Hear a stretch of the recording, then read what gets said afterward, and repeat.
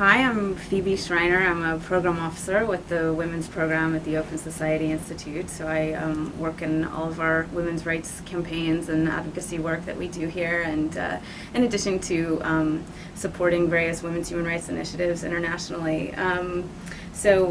In light of International Women's Day for 2007, I am happy to share some women who I admire and say a few words about why. One person who I admire, if I really look back into history, is Eleanor Roosevelt. You know, I think most people kind of remember her as being the First Lady and wife of Teddy Roosevelt, but in fact she was one of the founding drafters of the Universal Declaration on Human Rights, which was, you know, one of the principal documents in the International Bill of Rights on Human Rights, and you know, later led to all the other human rights conventions and treaties that exist to this day. So I think she's probably one of the top people on my list. I really admire women leaders who have ensured that women's human rights have been on the human rights agenda. If you look back in time about who were the types of people who experienced violations of human rights, the first people who would come to your mind would be, you know, male journalists, trade union activists, and so forth, and they were usually very public figures.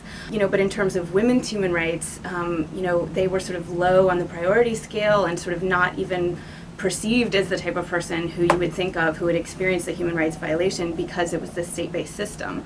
In terms of putting women's human rights on the agenda, one person that I admire very much is Charlotte Bunch, because she kind of made sure to say that, you know, in addition to the state not being responsible for violating the rights of public citizens, but also that the state has responsibility to protect women from non-state actors. I'm also very much someone who admires women leaders who have promoted democracy, rule of law, and human rights under very difficult country circumstances. And, you know, one person who comes to my mind is Aung San Suu Kyi, who is one of the leaders of the opposition movement in Burma.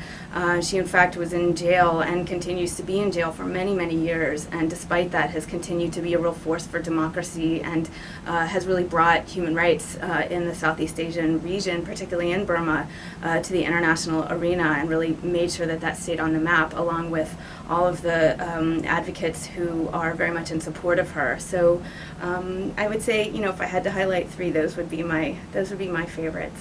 So thank you very much.